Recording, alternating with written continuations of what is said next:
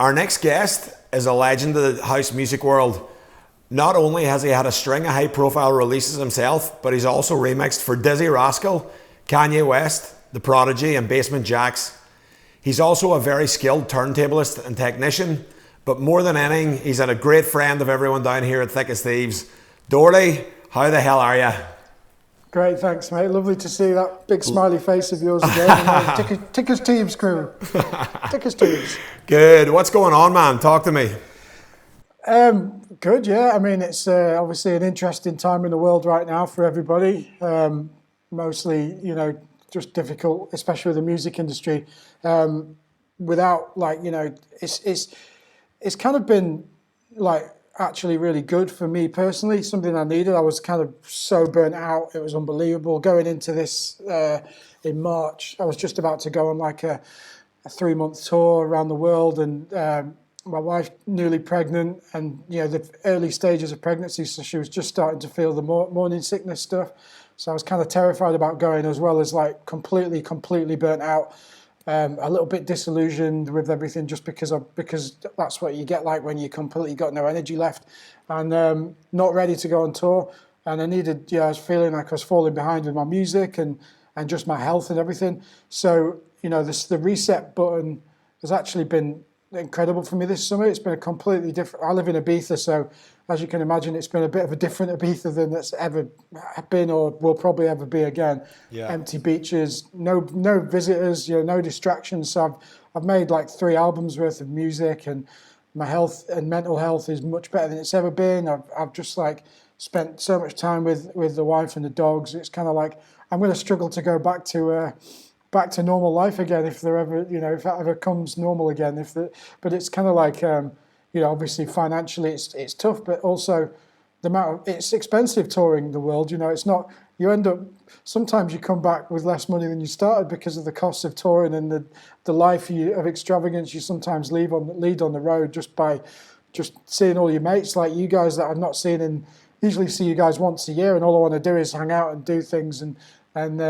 You end up coming back with a loss, and it's actually I've lived quite a cheap lifestyle here. It's taught me quite a lot about my priorities in life, and there's no way I'm going back to that life I led before this. It's kind of like big reset needed. So it's by no means ideal, and it's hard to remain positive about it when you see all the the bad things happening to people in the world.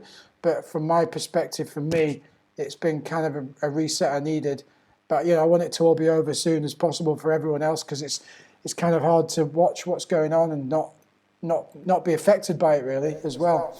Yeah, I think a lot of people, myself included, where you feel like you're on this hamster wheel and you just couldn't get off. It was just like one gig after another, one event after the other. As soon as you get a break. I mean, our winters were starting to get as busy as what our summers were 2 or 3 years ago, and it was just never ending. I've really enjoyed the break as well. And you mentioned as well there, you seem to have been spending a lot more time with the family over the last while. How's that been for you? Yeah, just amazing. It's like reconnecting with family properly even on like Zoom call. I've not seen any of my family in person because they're all in UK and stuff. Of course. But lots more conversations on the phone, lots of Zoom in. Sheena, I've never spent so much time with my wife Sheena and the dogs. It's just been like amazing. Lots of time swimming in the sea every day, big long walks, no pressure. Like you say, this hamster wheel thing, it's so true. Like you just constantly if it's not DJing, it's making music or making mixes for people, interviews. It's just really never. It's the second you wake up till the second you sleep, and it's not just that. It's a life that I chose and I do enjoy, but it's the pressure of keeping up with everybody that's the hard thing. So I've never really had a holiday in my 20 years of career. My life's a bit of a holiday because I'm constantly in glamorous places like Fiji and the Caribbean playing gigs in bloody Australia, which is my favourite. But it's not a holiday because I'm working. I'm constantly working. And this pressure to keep up with everybody else, that's been the biggest thing for me. That's been the relief, because if you do take a week off or even a weekend, you can fall behind so quickly if you're not staying on top of your game. and making music and staying ahead of your technique and stuff like that, because it changes every week. Pioneer bring out a new piece of equipment, and I need to know how to work it better than everybody, as well as the best, so I can stay on top of my game. And that kind of pressure has been the biggest thing that's been lifted, because the whole world stopped, the whole music industry stopped, so you're not falling behind of anyone, aside from a bit of, some people have live streamed so much, like every day they're live streaming, but I think I've done enough live streaming to keep myself out there and keep my mind active and keep inspired with music. But I don't want to be live streaming every day. I think when things go back to normal, I think I'll have so much music to release that pressure won't be that. I've never been able to stay on top of music, because I'll tour for 3 months and I'll make zero music in that time, bar a few like remixes and maybe a couple of edits and stuff like that. But then this time now I've got so much original music and the best stuff I've ever made. So that alone is gonna, the pressure in my mind now is off, like trying to keep up, because I've got releases lined up for 3 years now, and that's just a nice comforting feeling that I can relax a bit. And again, I've not really been on holiday, because it's obviously traveling and being in public isn't really a wise thing to be doing right now. So, but just being at home, like I said to you, I had like a staycation this weekend at home, and we just didn't do any work, and that alone is just like a nice thing to do. Amazing. And I love the fact, Orly, you said to me that one of the reasons that you didn't even go somewhere else in the island was because you just wanted a weekend to chill out with the missus and the dogs. Yeah. I mean, we bought a house here a few years ago, so we're in the middle of always loads of DIY. We don't get to enjoy. There's things that we don't, I've got a swimming pool. I hardly use it because I'm too busy, and by the time I get round to jumping in, it's night time again. And just walk it. We live in such a beautiful neighbourhood that we never get to experience it. We're finding all these new beaches and new walks for the dogs, and just you feel like, I'm sure it's the same for any parent, like when you're busy, you don't really get to connect with your children or your dogs properly. But just having the time to just sit there and watch a funny movie and give your dog a good massage, that kind of stuff is like, you neglect that, and by the end of the day, you're crawling into bed, and you take your dog for a 30-minute walk instead of a good solid one. All those things are like, it means a lot to them, and they're happier now. They're relaxed. We have all these like. I remember like my dogs were quite anxious, like the same as I was before all this, and I started Googling all these techniques. I bought all these things for them, like CBD oil for dogs, and these teddies that you leave with them that have a heartbeat, and they warm up, and you put like a heating pad in them and they've got a little heartbeat, so they can cuddle up to them, and you think there's some life there. And this dog TV thing that we found, and I'm obsessed with now. It's like there's all these there's an app called Dog TV, but I've actually found loads on YouTube now, and it's these people who make like kind of binaural music. I mean, binaural music's something I always listen to when I'm doing like admin work or emails, which is these kind of frequencies that really positive, and they kind of raise your vibration, like, and keep you focused, which is something I've always struggled with like ADHD. And when you leave like the TV on in the background, or even like mixes, you end up distracted down this Shazam rabbit hole on Bandcamp, like, and you're like, well, I haven't done my work. So I hear one tune and I'm like, who's this? I'm on Wikipedia. I want to know everything on Discogs about them, and I've got to have every track they've ever made. And it's like the day the sun goes down, I'm like, God, I haven't done that thing I was supposed to do for Mike Turner. Anyway, but dogs, again, there's these frequencies that dogs enjoy, like nice, like calming music, but also visuals, like things that will stimulate them. Like it's got like dog eye view of like a nice dog walk in a field, and then they go on a beach, and then there's a ball flying around, and then it'll kind of keep them calm, and they just stare at the TV, but it's in like these colours that humans don't make out, so it looks weird. It looks like a 3D film when you see it, but dogs see in different colour ranges, so they can see it perfectly, which is like why they don't normally see TV properly. And then there'll be like every couple of hours there'll be something like a dog will start barking, or there'll be some birds tweeting, or like things that dogs get excited by, and then the dog will jump up and be like, woo, and then they'll get excited and run round, and then it'll calm them again. So it gives them that separation anxiety, like stimulation that'll take the mind off that. And we watch them on cameras when we go out for a couple of hours, and they just sit watching the TV, like, and then on cue they'll like run around and chase something, and then they'll go back to sleep again. And they just don't leave the TV because they're happy. And it's things like that make you kind of like it makes it easier to leave the home and leave. I hate leaving them. It's horrible. Yeah, it's horrible leaving your dog, isn't it? We're such big dog lovers down here at Thick as Thieves, Doherty. Like, I think there's, at last count, we have at least 6 or 7 dogs all within our crew. And I mean, there's some days you walk into our office and there'll be like 6 people and 7 dogs in the office, you know. But and most of us have got rescue dogs, which is something that I wanted to touch on with you because you're very passionate about. I noticed from your Instagram you rehome a lot of like lost dogs and animals in general. Yeah, well, I do my best. I mean, like, they're so cute. Dogs are kind of better than people. That they're so loyal, and their heart is just like, all they care about is just like being near you and just being loyal. And like there's like, if dogs were presidents right now, we wouldn't have the same kind of problems going on.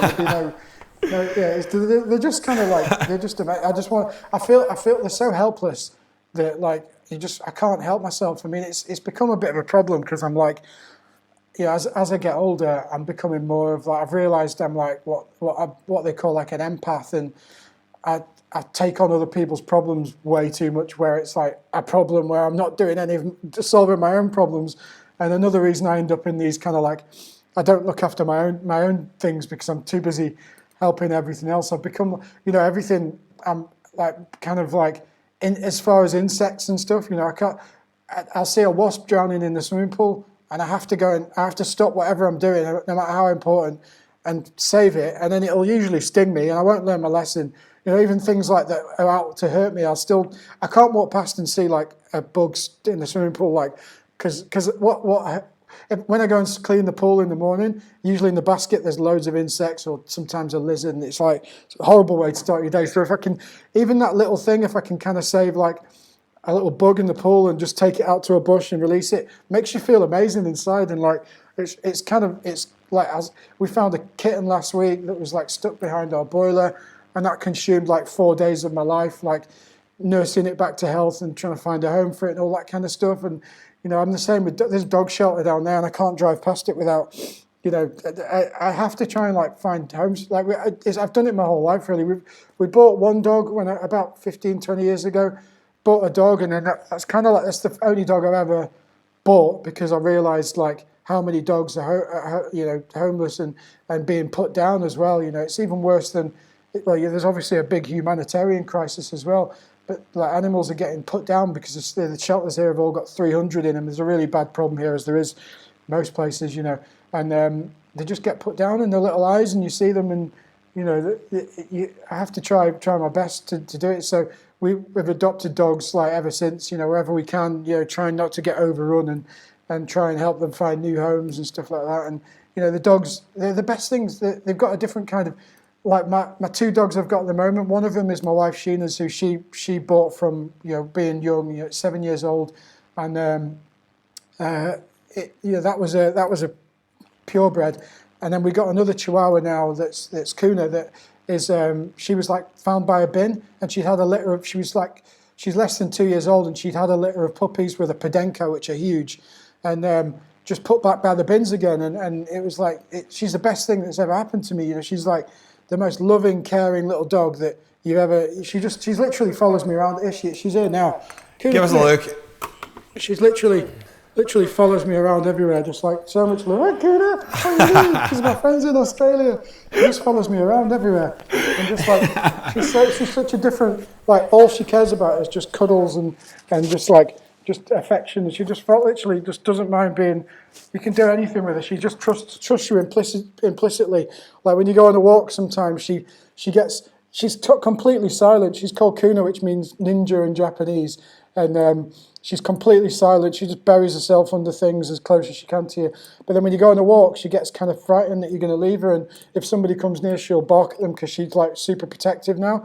But she's so gorgeous, and like she's just like, the rescuing dogs, like you get a different kind of like affection. I'm sure it's the same with children as well. When you rescue them from like horrible situations, they have a different kind of like perspective on life, where the gratitude that they have is much big. Like Nismo, on the other hand, she's a little princess because she's been treated like one her whole life, and she has to be like hand fed and stuff, and she won't be like, when you pick her up, she won't be held. I'll send you a picture later. She won't be held. She'll stand on you because she's in charge. She's got us all wrapped around her little finger. And anyone that's met her will tell you the same thing. She's just like she's amazing. They're so intelligent, Chihuahuas, and she's amazing. But the difference between the two of them and the gratitude with this one compared to little Nismo, I love them both equally. But just dogs are incredible, and it's just something that. It's hard not. You're the same, Benji. Your dog's adopted as well, isn't he? He's incredible. I've basically got a sloth in a dog's body, man. He's like the laziest mammal on this planet. He just a couple of times I've tried recently, take him out running with me, and if he sees me pulling out like my Asics trainers, he's like hiding behind the couch, kind of like, let me know when you're done with that, mate. Then I'll come out. I'm not going too hard, but yeah, he's. I mean, especially during all this stuff that's going on at the moment, and the fact that I live on my own, I mean, he has been absolutely, I would say, the single most important thing for my mental health. Just simple things like getting you out of the house every day in the sunshine every morning, every evening. And just for some reason, I'm happy to stay at home every day, during this lockdown and just work on stuff for myself as long as he's by my feet. It's just they're incredible, and I'm a little bit worried that there's been a lot of people during all this stuff that's going on right now that have got dogs because they're working from home, but then the Australian shelters could end up pretty full again, when we come back to people go back to work and realise maybe them not being home in an apartment's not the best place for a dog, but hopefully it doesn't come to that. I mean, that's the problem in Ibiza. People come here for the summer and they'll rent a villa and they'll bring the family, and then they'll get a cute little Pomeranian puppy or something, and then the end of the season will come and it's time to go home, and they realise they can't fly the dog, so they can't afford or can't be bothered to do the drive, so they put it back in the shelter. So every October the shelters are just like explode with dogs, and then it's just like it's a problem. It's just people need to think twice before buying a dog. There's so many, like if you go to the shelter here, whatever dog breed you want, there's young ones, old ones, there's every type possible breed. You don't have to go spend a load of money on a pedigree dog. They're all there. People that buy these pedigree dogs are just as ruthless when they come to giving them away as well. And what's happening now is these dog farms are popping up where it's people that were previously into other shall we say not so honest forms of work are finding that being a dog farm is another way to make a lot of money, and it's much more it's not punished in the same way or at all in most places, and it's become big business, and it's just not right, and there's so many, because there's not really when you go and buy a dog, it's not like adopting a kid. There's not really any checks. Anyone can do it. So bad people and terrible parents of dogs are taking them on and then just leaving them places because they can't handle it. Because it's not taking a dog on. It's nowhere near as hard as having a child. But you have to give it your all. You can't just leave them. You have to think about them like you would a kid. You can't leave them at home all day. You have to train them properly and take them for walks and give them attention and stuff like that. So you get what you get from a dog. They're so intelligent. I'll send you this video. My dog that I had in Huddersfield was a little Yorkshire Terrier, Timmy, and I trained him to play football with me because it was I lived up in the middle of nowhere, and I trained him to I kick a ball and he'd bring it back, just dribble it. Incredible. He eventually I'll send you this news article as well. He got signed by Huddersfield Town to be their mascot, doing these tricks because he's so clever. And if you don't do that, we don't train them. It makes them less anxious and more confident when you train them. Nismo was our ring bearer at the wedding. Again, I'll send you the video and the pictures, but she's she carried the ring down the aisle without being distracted by all these people.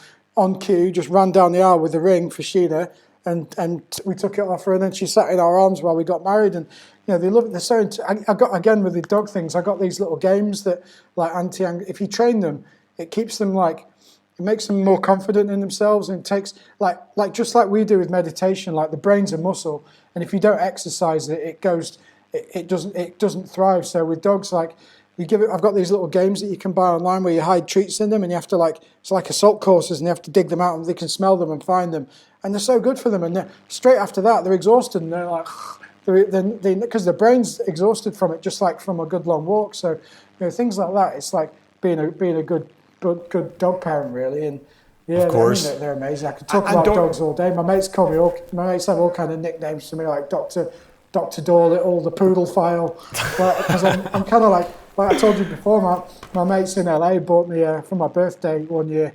But some shelters do this, especially in America. It's a great idea.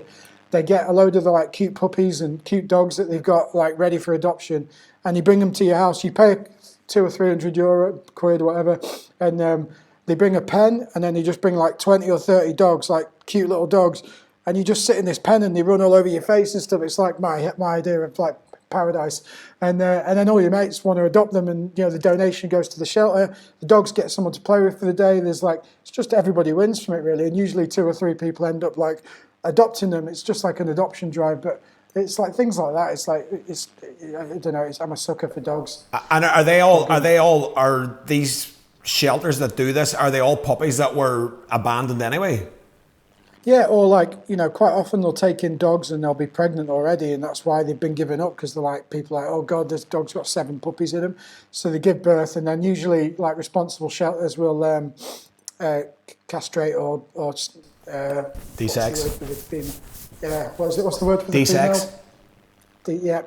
Yeah. So they'll do that, same with cats, just so they don't breed anymore, because that becomes a problem then, because they just, they can breed from a year old, and before they even, if they're not separated, especially the ones that are kind of strays, they're just all just multiplying, and there's nobody, if you can see a stray cat or a dog, take it to the vet, and usually they'll pro bono castrate or whatever them, and then put them, even if they go back on the street, at least they're not going to be breeding and more and more. By the bins here, it's just like, especially for cats, they're just so many. It's out. When I was trying to find a home for this cute little kitten, all the shelters wouldn't take it on. Nobody on the island could take any more cats, because all the cat people are now crazy cat people who've got 20 of them, and they're all multiplying. And eventually I found a couple of people, but by the time I'd found someone, this little thing, we bought a cage and everything, it somehow got out of the cage, and it's somewhere around on our plot of land tormenting me. Every now and then I'll come in at night, and it's like, meow, and it's like, where is it? I'm out with the torch trying to find it, but then there's 2 of them now, so I think it might have found its mum. I even went to I put it outside my security camera one night with the cage there, loads of food and water, waiting for the light to come on, so I could, as soon as that, if its mum came for it, I could give it back to its mum, but it didn't happen. But I think it's found it now, so there's some kind of colony around here, and I'm what do you do? It's like it's a real dilemma of like, do you take it from its mum? Bet if you can take it to a shelter and get it sorted and bring it back healthy. It was covered in like oil or something, so we had to like wash the little thing for like an hour to get all the oil out of its fur. We managed to get some weight back on it with some food and stuff, and trained it a bit with a catlet. What do you do? You can't help everyone, can you? But you're really good at helping people. You're like, one day there'll be a statue of you in Melbourne for all the charity stuff you do, and you can only, they're doing good things for people or animals or insects or what yourself sometimes. Just like, it makes you feel good, doesn't it? Just like, it's a positive thing to do with your life, and it doesn't have to take your whole life. It's not really that difficult.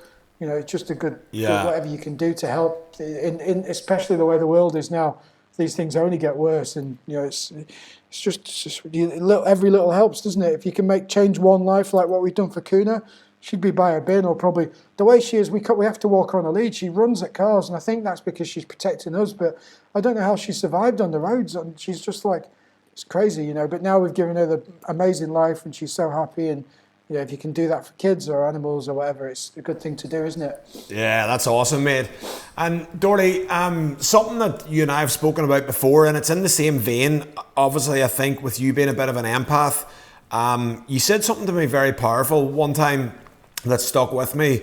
And what it was it's again in that vein of like helping others, and whether it be animals or people, but I know you're very big on mentoring. I remember what you said to me at the time was, if you ever feel depressed, one of the things that you do is you go and mentor other people. Tell me a bit about that. Like that moved me, man. Like it was. I thought it was a great attitude, because like a lot of people when they're feeling down just kind of want to curl up in a ball and just feel shit. But like to actually go out and help other people when you're feeling down, A, it takes a lot of effort. But B, it's obviously something that you've figured out that you must get something out of as well. Yeah, it's not completely selfless as well. It's like, a lot of people, everyone, how many people are going through a depression now? It happens to all of us, and it's nothing to be ashamed of. And especially musicians and DJs and music industry people, because the industry can be quite toxic. And the no sleep, the partying, the approval and the criticism you get sometimes from just making a track, and seeing the hateful comments you sometimes get. You have to have a thick skin, but I've been through a couple of like peaks and troughs in my career, and it often leads to a depression, and you have to find your way out of it. And it's again raising your vibration that helps. And the best thing you can do is just help somebody else out, because there's one of my favorite words is a word called sonder, and it's a lot of people don't, empaths feel it, but a lot of people sometimes don't consider that just that car that drove past then, or the person walking down with a smile on their face, they've all got their own shit going on that could be much worse than yours. I'm fortunate; I've not lost too many family members yet. I lost my mum a couple of years ago, and that hurts. And seeing, I've had quite a good life, really. Everything all my dreams have come true in my career, and I've got the woman of my dreams. And but you might see somebody there and think, if you just think, I wonder what they're going through, and you should be nice to everyone, because you don't know what they're going through, and there's no need to just be rude to somebody, and just be nice to them, because they might be on the verge of suicide for they might have just lost their whole entire family in a crash, or the dog might have died, or they might have just got cancer. Anything could have happened, and being nice to somebody and doing something nice for someone can be the difference between somebody going further down or realizing that there is some humanity out there. And every day I look for opportunities at least once a day to do something kind of really good for somebody. It's easy in my position. I'm lucky to have friends in every country in the world, which gives me a kind of a different perspective, I guess, of like knowing people from every single walk of life, from poverty to millionaires, who are like, it doesn't make you happy. You can be happy in poverty, or you can be suicidal in being a millionaire. It doesn't really matter. And seeing all those perspectives and hearing those stories, and it gives me this kind of grand perspective, but also it gives me a database of people that I can connect with each other, which I think is the biggest thing I can contribute. At this point in my life, I don't have time to go out to Africa and build wells and stuff. But what I do for these charities is I connect them with, companies that can sponsor them, or ambassadors that can help, or just through my networks of social media, I can post, building awareness and things like that helps people a lot. Or, connecting struggling DJs is something I enjoy doing. People come to me a lot with, they're struggling with either depression, or just like knocking on the door with the music and it's brilliant and no one's helping them, or just like, just being depressed or whatever. I've had friends call me on the brink of suicide, and, having been there, I've got all the tools at my disposal to put them in the right place. Just meditation, they need to go see people about addictions, or, just someone to talk to about it. Nothing helps more than talking about these things. And if you sit there on your own and overthink it, get out in some fresh air and go and do some exercise, raise your endorphins, just being advice for someone, and it seems to be mad how little people there are that are there to talk to people in the music industry, especially. People want to be your best mate when you're hot, but the second you're not, no one takes your calls anymore, especially if it's like, I'm depressed, can you talk to me? They're like, oh yeah, I'll call you back. It seems to be a lack of people, and your real friends are when you go through that and these times of life. And doing these things for animals, and helping an old lady cross the street, just being nice to somebody. I find things like in airports, being nice to people who are taking the tickets. Airports are kind of angry places at times, and the poor women on the desk there, or men, who are getting just shouted at all day. Just a big smile and being friendly and being like, "Are you having a nice day? You're all right? But just how long do you finish?" Like you talk to a taxi driver, the awkward conversations, but like, giving them a nice interaction. It kind of shocks them into like what's going on here, and they usually upgrade you as well, so it sometimes works out in your favor. But that's not why you do it. You do it because you want to just be nice to people, and just whatever you can do, like rescuing something from a swimming pool, like I said, or every day that an opportunity, if you're out and about, an opportunity will come your way to do something nice. Give some money to a homeless person, give some food to a homeless person, whatever. And it makes you feel good. You go, this buzz that you get. And I'm a firm believer in karma as well. And it feels like when you go out and do nice things to people, weirdly, these nice things seem to come back on you. All of a sudden, you get that record deal you weren't expecting to happen, or there's all these books and these like almost culty things that the books like The Secret and stuff that people, there's a lot of truth in those things that you raise your vibration and you attract these positive things back to you, and being positive to people makes them want to do nice things for you as well. And again, that's not why you shouldn't do it with an ulterior motive. You should do it even if the ulterior motive is you don't want to go do something nice to make yourself feel good. You feel good, they feel good, everybody wins really. So what's to lose from doing something nice? It's a great thing to do. Yeah, amazing. And Dorley, do you have a excuse me, do you have like an official mentorship? Like, is there people that you take under your wing for a fixed amount of time or period to do a specific purpose, or is it just you just generally try and help people with life advice? I mean, I've always been quite good. I'm not trying to paint myself as any kind of saint here, because I've obviously, being young, I know you're not a saint. I've made every mistake. Yeah, you know that. I've made all kinds of mistakes along the way, and you try and learn from them. I'm definitely grown as a person. I still do. We're all human, but there's a lot of things I've done or made mistakes in that I can help people not make the same mistake, especially in the music career. And I've always since I was lucky enough to be mentored along my way. I've had the best managers in the world, and agents and mentors as far as Green Velvet and Fatboy Slim and Pete Tong. They've given me lifts in my career and taught me a lot. And I feel like ever since things like that happened, it's really taught me the value of that and what a huge difference it made by, especially someone that you're a huge fan of, like them taking time out of their day to just listen to your demos and give you some advice, whatever kind of advice that is. It's made me want to pass that on. So the last 15 years really, since I kind of broke on to Radio 1 stuff and headline sets, I've always wanted to help with younger DJs and talent.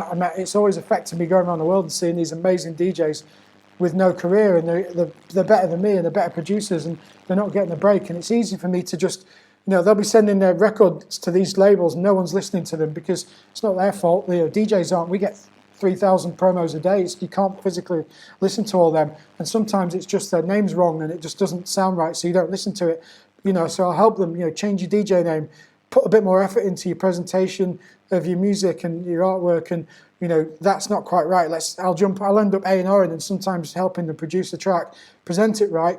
And when it's right, I'll send it to the label who I've known for my entire career, like Green Velvet or Tool Room or Pot Creations or whatever, and personally introduce them. And that'll at least mean that they listen to it. So if it's not right for the label, I've generally got a good angle on music, so I'll know if they're going to like it or not, or a much better chance. Or I'll tell them, it's shit, go back, work on it, put a vocal in it, and help them with it. Just little things like that. It takes no time for me. And it's something that I've always done that. In Ibiza, I always take on 2 or 3 really good DJs that I bring along, and I insist on warming up for me, or I'll do my own parties. So if I play at Mambo or Pikes or whatever, I'll bring the warm-up lineup with me instead of just the same old island DJs that are a bit, sometimes a bit tired and not they're just known in the scene. But there's these hungry little DJs who, incredible talent that just need a platform. And then I get so much more satisfaction out of, I've been doing this 20 years, and as much as I try to be super excited about everything that happens, you just become numb to it. And I'll get this headline set at a great festival, or my record will get signed to a better record label that I've kind of achieved everything I've ever wanted to achieve. I don't really crave for any more success than I've got. I'm very happy at where I am. I certainly don't want any more fame, because it's the root of all my problems. The anxiety you get with that and the responsibility. I'll get more satisfaction over helping somebody who's had no success just get signed to a label that they like, or get a gig that they've never played a gig, playing at Mambo and getting all that kind of adoration. I get so much more from that. So I've always done that. And then what happened is, because I take on too many other people's problems, I end up doing nothing for myself. And also, there's a great response when you get these artists to a certain level. I feel really responsible for them, that I end up essentially managing them, and I haven't got time. I've got my own life and problems and and records and record label to do. When it's my remit of music, it's very easy because I can sign them to the record label, A&R them, release it, do the artwork for them, make sure they get radio play. That's easy. You know, when it's my world and it's the music that I'm really into, so I don't mind. You know, it's super easy. But when it's like different styles of music and especially when they get up to a certain level, you know, I haven't got time to be a manager and be there 24 hours for people, because that's a commitment that I don't have time to do right now. So what I did was I started these DJ academies called Orbit, where I've got an infrastructure and a team in place. So I bring in, you know, the people I've got around me. You know Don Ferber from Australia, Of course. there, you guys, and you know, Jordan Hallpike, who's a counterpart and who runs a lot of the stuff in Ibiza in the UK, and then Nick Wilson, who runs a lot of stuff in America and Asia. And then within that network, we bring in like mentors. Like on the last one, we had Gorgon City. I've got Rob DeBank, who, you know, Radio 1 legend and ran the best festival in the UK, and really good with meditation and mindfulness. We bring in mental health experts. I bring in all kinds of other DJs, like special guests and stuff that we bring in. And then, you know, production experts, engineers, press writers, like bio writers, photographers, to get the best possible photographer. So they come to us as like a one-stop shop for a week on these like retreats in a beautiful villa in Ibiza or wherever. And then they're with us for a week, and we do just intensive. They just work their way through. They'll be with me for an hour on DJ technique. Then we'll have somebody from one of the top pioneer trainers who will get to take them, you know, on depending what level they're at, you know, really high quality technique. So then they'll go to an engineer with the tracks. Whether they've got tracks, they'll get engineered and help them with technique, or they'll teach them the very basics in Ableton or Logic, and, you know, just set them up with whatever, you know, software they need to get started, and sample packs. And I'll give them acapellas, and we'll get record box, and then they'll go, you know, because whether you've been doing it longer than I have, or you're a newbie, there's somebody within our team that will team you up with, and then you build this network as well. One thing that I always find, you know, you want to build an artist network. A lot of the artists that come to me are from tiny little towns in the middle of nowhere. No one's into house music, or whatever style they're into. The missus isn't into it, the mates aren't into it, so they don't know who to play the music. And nothing like stifles creativity like getting no feedback. You're sending it to DJs and labels, they're ignoring you. So with this network, we build, you know, 20 to 30 students that have this group moving forward, and then we do the goal setting stuff. They all hold each other accountable. So when I haven't got time to answer their thing, they've already solved it within the group. They're booking each other for each other's parties. We're teaching them how to set up record labels. They're all signing each other. And you've got to start somewhere to start with. You grow in your network, and you starting parties, you know, you might have 50 people to start with. But with each other's networks, they're all tapping into each other's social media, promoting each other's music.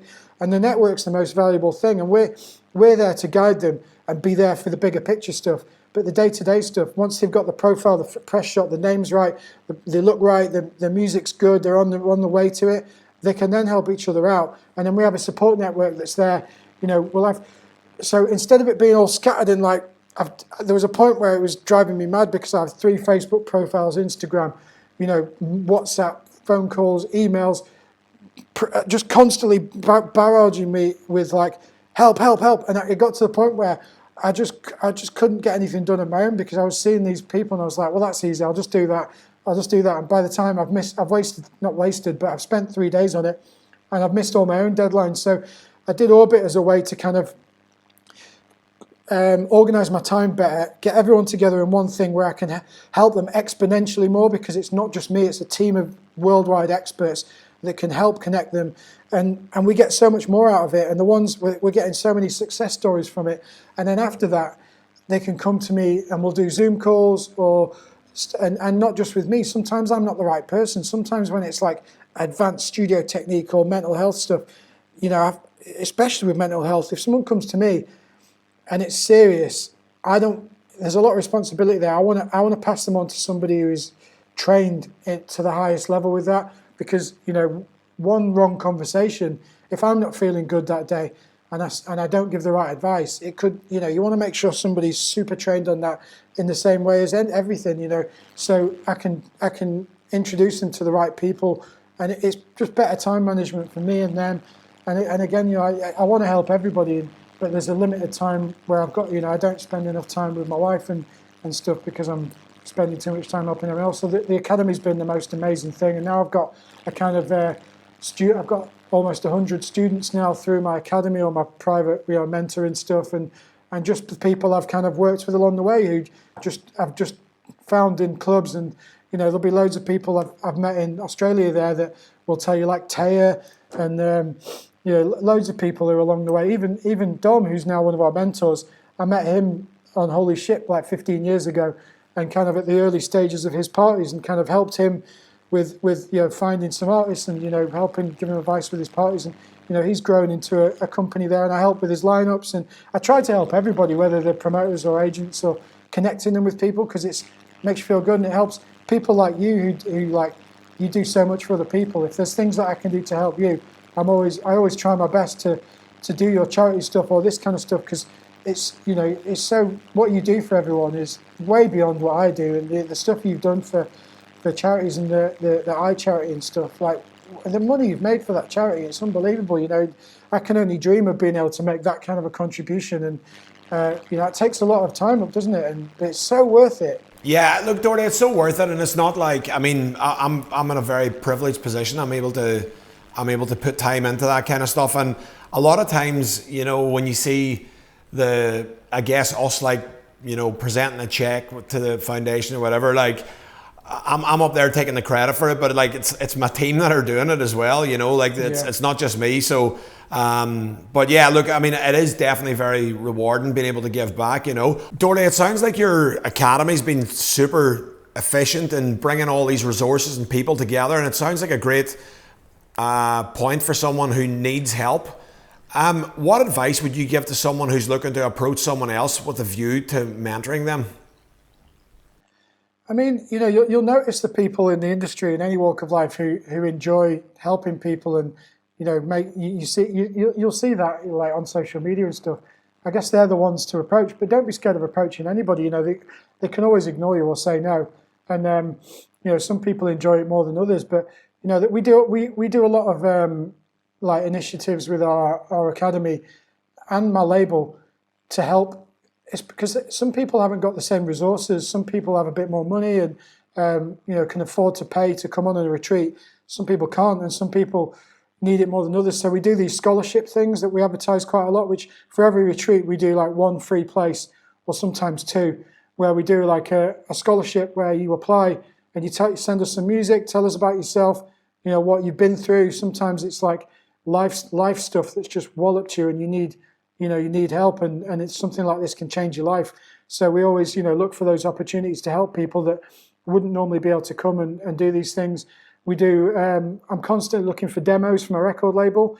If anyone wants to send me music that you think might be right for us, we do like house and disco at Reptile Dysfunction. So it's demos@reptiledysfunction.club. Maybe I'll send you the email so you can write it. Send it, we'll put it in the show notes. Yeah, so please send me demos. We listen to everything we get, and I prefer to sign new talent than I do, established talent, because it's just nice to do. And if you see me at a gig, just come and talk to me. And sometimes I'm tired, sometimes I've got more time than I have than others. Give me your demos on a USB stick or whatever. Be nice, come and be sound. Like one thing, you want to help people that are nice as well. No one wants to work with people who are not nice. So just come and be sound and be fun to be around, and show that you've got some talent. And generally people will want to help, especially again, it's not all one-way traffic. We want talented, thriving artists on the label, because it helps the label. So you're giving me a gift if you come to me with good music and a good attitude, and a ready-made package, or just needs a little bit of guidance. It's better for me to find non-polished artists that haven't broke through yet, because if I can just take that 80% to 100% with the music, or with their attitude, with the branding, then it's more satisfying, and it means they're undiscovered, and you've done something, and they appreciate that. And yeah, so just come and say. Don't be afraid to say hello to people. DJs generally hang around a little bit after the gig or before it. Just don't be afraid. We're all human beings as well. Some of us are a bit more approachable than others, but you'll find that out in 10 seconds when you come and talk to us. I think, Doherty, one of the things you mentioned there was, the fact that you guys are, like, you want people to approach you. And one of the greatest pieces of advice I got years ago when I was talking to someone about mentoring was, always, if you're going to look for a mentor, always think about what value you can add to their lives, because you're basically going to ask someone to give up some of their time or their resources for you. So what can you in turn contribute to their life that's going to make their life a bit better? And it seems like, for example, in your case, whether it be a label, if you've got like an unpolished but good producer or DJ, you know, that's a win-win. And ultimately, I think when someone's looking for a mentor, they should be thinking about a win-win rather than just taking something off the mentor. Absolutely. And like, you know, the more you get to know your mentor, you'll realize their life's not perfect, and they've probably got weaknesses in their life that maybe. I'm a big fan of like skill swapping as well. So, you know, along the way, I've found some of my most valuable team members with my label manager, Hobbs, was the first one on my first retreat I did. And he was an incredible producer, great DJ, really good attitude. But his DJ name was Clean Cuts with a K and a Z, like, and he was making this really classy house music. He's like, oh, no one's listening to my demos. That's his accent. And I was like, mate, you know, you have to have these difficult conversations, and I don't care anymore. I've become like really good at it. You know, you're like, your name's shit, mate. Like, you sound like an 80s breakbeat DJ. Like, I wouldn't listen to your demos because I'd just see that and think it was dubstep or trap or something. Like, have you thought about changing your name? You know, we changed his name. We got him some good branding. His music didn't really need much. Sent his demos to a label. It was signed instantly. I signed one of them. You know, within 6 months, his music's being played by Jamie Jones and Martinez Brothers and Marco Carolla. His music's charted on Beatport. You know, I quickly realised, you know, this guy's someone for the future with the label. We got to know each other more. Super nice guy, incredibly talented. He works in like IT, but so he's good at graphic design. Just really good. He's run labels before, radio stations. He's got all the skills.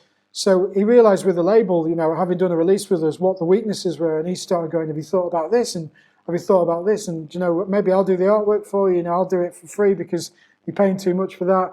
You know, I'll get the release set up with Beatport better. And, you know, we had a label manager who's still our distributor, and he was incredible. Like, Darren is so good. And, but, you know, I felt bad because he runs so many labels like Dirty Bird and hundreds of others. I felt bad asking him to do little things. I felt like I was bothering him. So Hobbs became our kind of like, he became an intern for us. And he solved all of our problems. He took so much work off me and Sheena's plate. Sheena's, you know, essentially been running the label since we started doing everything. And, you know, she's taken on all the stuff for Orbit as well. So what happened with Hobbs is Hobbs became kind of our day-to-day with the label, who eventually just took a lot of it on board. And then, you know, eventually he became our project manager for Orbit as well, which again freed up more time for Sheena, who's been running a lot of the day-to-day stuff from the start, and myself, which gave me more time to be creative. And, you know, he's given back so much that we eventually have now given him shares in the company for Orbit and Reptile Dysfunction. So he's now a partner in the company because he's so valuable that we don't want to lose him. And there's so many examples of that with artists that have become integral parts of our label, you know, staff members, because they've shown some value and made themselves. What you've got to do is make yourself invaluable to the point where you've shown what you've got, and to the point where other people are noticing. You know, with Hobbs, for example, other DJs, and, you know, the Dub Pistols, DJ Sneak, loads of other artists, Bez from the Happy Mondays, loads of my friends have now given him work. Where at the point where he's running out of time to work for us, so we're having to incentivize him more to stay with us, which is great and what we've always wanted him. I want him to be successful. You know, if he goes on to work for a bigger label, then that's amazing. He's won, and that we'll find somebody else. And that's I don't want to ever hold anybody back. And the same with artists, when we kind of look after them, when I'm essentially managing them, I'll encourage them to go and release with other labels. And, you know, the quicker they can find a top shelf manager, the better for me, because it's a weight off my mind. And I'll always help them. And I'll always advise them if their manager's making shitty decisions, because I don't care. And I'll tell them I'll tell them if don't sign with that manager. I've been with them. The crap. So maybe approach this one. You know, and agents and, you know, whatever, you can advise them. You know, and they don't have to listen to my advice. But I've been there and made the right mistakes, the wrong mistakes, which can advise them. So, you know, it's you've just got to, as looking for a mentor, you've just got to prove yourself invaluable. You know, be in the face, but not too much. Don't be too needy. You know, offer something in return. Be nice. You know, just be nice, and don't be a dick. And just, you know, try and give more than you receive. I think what I'm hearing over the theme of it all is like you basically need to have the same values as your mentor, and if you're going to mentor someone, they need to have the same values as you, because if they're not aligned, it's just not going to work. It's just not going to click. Yeah. You cut them off, and there's people that have like appeared nice and they've infiltrated your life and they're around your house all the time. They're in your studio. They know your process. You've made essentially produce tracks with them with the amount of A&O you've done. But you don't care because you just care about them and you want them to succeed and learn. And then, a few times, 3 or 4 times in my, sometimes it happens early and they show the cards early and you don't want to help them. And you just go slowly, choose somebody else to help. But there's times when they've got to the point where they're almost the most important part of your label. And then they become their ego. There's this thing with young DJs where as soon as they get a sniff of success, they think they're God. And they start they'll become a bit cooler and they'll meet some more people, and all of a sudden they kind of think they're a bit too cool for the label or whatever, or they'll just start just not listening and just being a bit. You'll see they'll get this ego, and you'll see they'll be like like when you're dating someone and you notice they're mean to a waiter. Instantly, nothing changes your opinion of somebody if you're nice than them being mean to somebody, and they're just bye. I'll help somebody else now because I've got hundreds of people every day vying for my help and attention. And I can only help so many. So you want to help the people who are the nicest people who deserve it the most are the ones that you want to help. So absolutely. It's GoPro's beeping. Yeah, so you want to do your best for the ones that are the best people, don't you? Wicked. Dorley, absolutely brilliant. I'm going to start wrapping things up, but there's a segment we do in our podcast, and it's called Secrets from the Other Half. So I'm going to throw a few things at you that may or may not have come from your other half. Is it true that you like to sit in the toilet and have full-blown conversations out the door while taking care of business? Yeah, that's always been I'm a real believer in time efficiency, and I feel like being on the toilet is a real waste of time. Just sat in you end up on bloody Twitter or the news.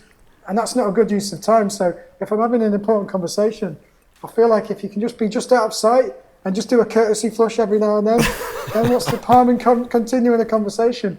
I feel, especially when I'm on the phone to somebody, just try and, if they don't know I'm on the toilet, who's it's one of them. You'll know now, anyone on the phone with me, and you'll hear a noise and you'll be like, oh God, he's on the toilet, isn't he? So, I don't know who did.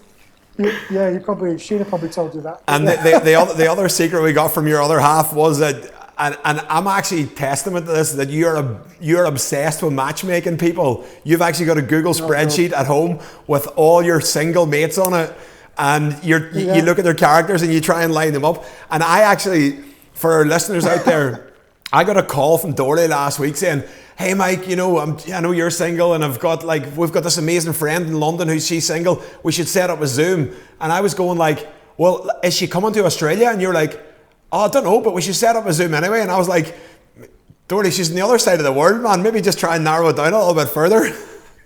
Yeah, this is again, it's me connecting and helping people. What bothers me is there's people like you, and I've got 100 friends around the world in all different walks of life, who are the most, I've collected this, I'm so lucky, I've got this incredible group of friends now, the most talented, gifted, nicest, just aspirational people you've ever met. The problem is with people like that, like you, is you've got very high standards. And, we, especially in the music, going out to clubs isn't a good place to meet partners. Nah. You meet often shallow people who just want to get wrecked all the time. It's hard to find somebody in your town, in your neighborhood, that's got the same life ethos and drive, but also, you're busy. You haven't really got time for a partner, but, it's important sometimes, especially for girls as they get older.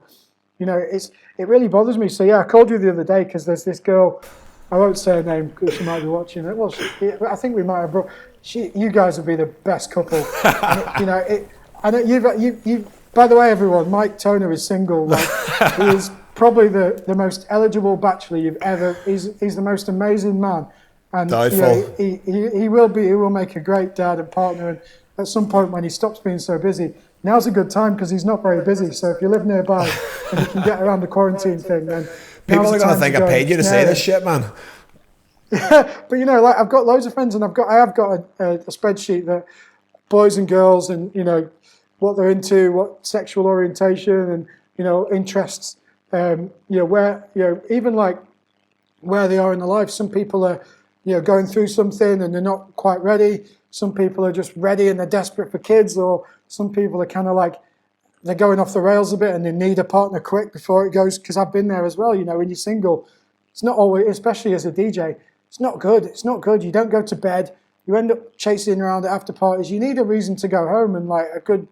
Sheena's changed my life. You know, you don't know true love till you find it, and when you do it, everything becomes better, and a problem shared is a problem halved, and you end up with a good teammate in life that really helps. And it's so important finding love, and you know, you don't know it until you find it, because you might have had a couple of bad experiences. But yeah, if I can help like match people up, and I do it all the time, and you know, sometimes it works, sometimes it doesn't. But right now I'm trying to do it online, because like people, you know, we don't know how long this is going to go on for, but if I can get a bit of a Zoom conversation and get a bit of a pen pal thing going on, which is what I'm trying to do with you and my friend in Ireland. She's in Ireland. Oh, she's based in London now. She'll guess who she is, but she's amazing, and she's just, you know, like Sheena. Before I met Sheena, she was single for like 7 years. You know, I wasn't, but I hadn't found the right person, and you know, just because she was really picky. And what an amazing woman to be single. And there's loads of them that are just like, why have you not got a boyfriend or girlfriend or partner or whatever? And it's like, it really bothers me that, you know, some will admit it more than others. Some will be like, you know, I really need somebody, and you want to help them desperately find someone, and then you'll see them making a bad decision and going with someone just out of like, they met them in a club and they're an influencer or something, and they're not that kind of person. And it's like, you know, it's going to end, and you're like, no, this one here, but she lives on the other side of the world. How can I make this work? At my wedding, it was like the seating plan was very calculated about trying to get some people together and stuff, whether it's on a work front or love life. But yeah, I really believe in it. So yeah, I mean, I'm going to find you a good woman, Mike. And you have good women. I've met some of your past girlfriends, and they've been great. And you know, I guess like for whatever reason, yeah, you're both busy, and sometimes you meet people too young or whatever. But there's anyone out there that's not found somebody yet. There's somebody out there. You just haven't met them yet, and it's, you know, it's putting, you know, don't be afraid of dating websites. Tinder's not the one. That's just for sex people. You know, go on the proper dating websites and, you know, look for the red flags. And there's somebody out there that's exactly the same as you, that just desperately wants some companionship, that isn't just looking for a quick bang and a notch on the bedpost. And you know, but yeah, Mike Toner, I can take it from me. You've heard about my CV about being a nice person there, and this guy he embarrasses me with his kindness. Dorley, finish off. That was fantastic. Thank you so much for your time. Last question: what is the one single thing that Dorley is doing this year to keep raising the vibration?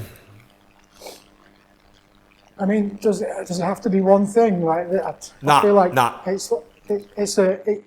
everything. You know, it's the little 1% of things you can do every day that help you. If you just do one thing, it'll be a slower result to get in. I mean, there's no finishing line. There's no ceiling on your vibration and how good you can feel and how much you can be positive and stuff. And you know, I feel like it's just looking for all kinds of opportunities to just better yourself and grow as a human being. Like meditation has been the biggest single thing I've found that's really helped me with, like, you know, again, your brain needs a break, and you need a holiday. For anyone that's not tried it, especially blokes from the north of England, working class blokes, they think it's like airy fairy shit, but you need to give your brain a break, and just focusing on one thing for a bit takes your mind. If you've got a busy brain, it gives your brain a little break, especially if you're having like bad thoughts. This will take it off it 10 minutes a day, and some clarity. It helps you sleep. It helps you get more energy, and you know, it refocuses your brain and gives you some kind of some breathing space. So that's been the biggest thing I've discovered. But then, you know, there's all kinds of things you can do, like stay positive. Positivity is key, and avoid toxic, negative situations, and focus. You know, any people around you that are constantly dragging you, making you feel shit, or you know, unfollow them on social media. Just choose different friends that aren't like that. Gradually phase them out and swap them for people like Mike Toner who inspire you, and you know, focus on positive situations. You know, try your best to avoid the news and social media, because you know, as good, you don't want to bury your head in your sand, especially with things going on now. But really, there's nothing good that can come from watching the news. You can't really, unless you're somebody that's going to go out there and vote. You need to go and vote. Like if you want to vote on a situation, that's good, and you want to be like aware of it. Then if you're going to vote on it, then yeah, good. Or go if you're going to fly out to Africa and help in these situations or do something about it.